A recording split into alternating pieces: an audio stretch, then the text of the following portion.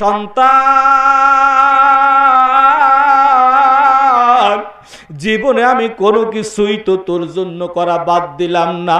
এই বুকের ভিতরে তুই কত ঘুমাইছ,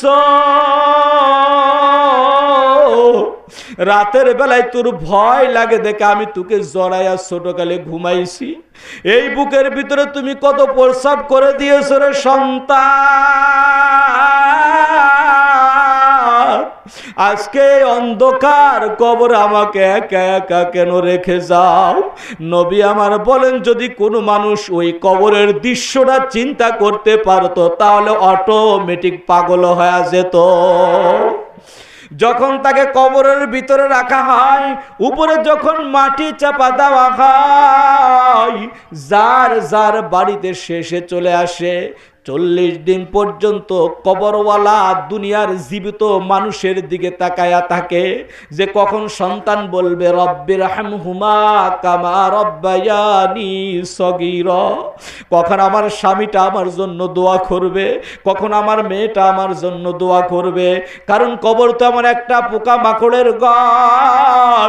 হযরত উসমান রাদিয়াল্লাহু তাআলা আনহু যখন কবরের পাশ দিয়া যেত, যাওয়ার সঙ্গে সঙ্গে তার চোখ দিয়া ঝরঝর করে পানি পড়তো।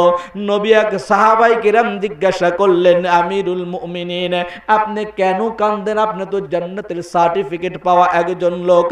হযরত উসমান চোখের পানি ছেড়ে দিয়া বলে, এই কবর হলো সর্বপ্রথম জায়গা যেখানে আল্লাহ রাব্বুল আলামিন জিজ্ঞাসা করবেন, যেখানে আল্লাহ রাব্বুল আলামিন প্রশ্ন করবেন, যেখানে আল্লাহ রাব্বুল আলামিন জিজ্ঞাসা করবেন। যেই ব্যক্তি এই কবর থেকে ছাড়া পাইল সে পুলসিরাতে ছাড়া পাইল, হাসরে ছাড়া পেয়ে গেল।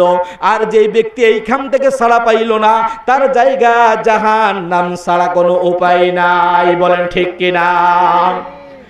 এই জন্য আমাদের প্রত্যেকটা মানুষের প্রধানমন্ত্রীর আগমন, প্রধান বক্তার আগমন, নারায়ে তাকবীর, নারায়ে তাকবীর, বুঝি না মিছিলের সময় স্লোগান দিলে নামাজের ভিতরে সূরা ভুল হয়ে যায়। আর আপনার স্লোগান আমার বাড়ি পর্যন্ত পৌঁছায় না, আর মাঠ তো বাদই গেল। একটু শক্তিশালী, একটু ডিজিটাল কায়দায় একটু জোরে দেওয়ার চেষ্টা করেন।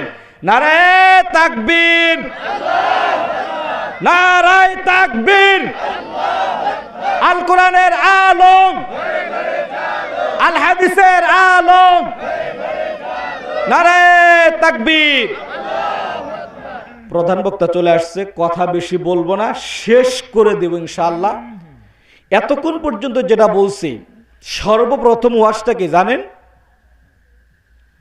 শয়তান অনেক কিছু জানতো, আমল না করার কারণে সে জাহান্নামী।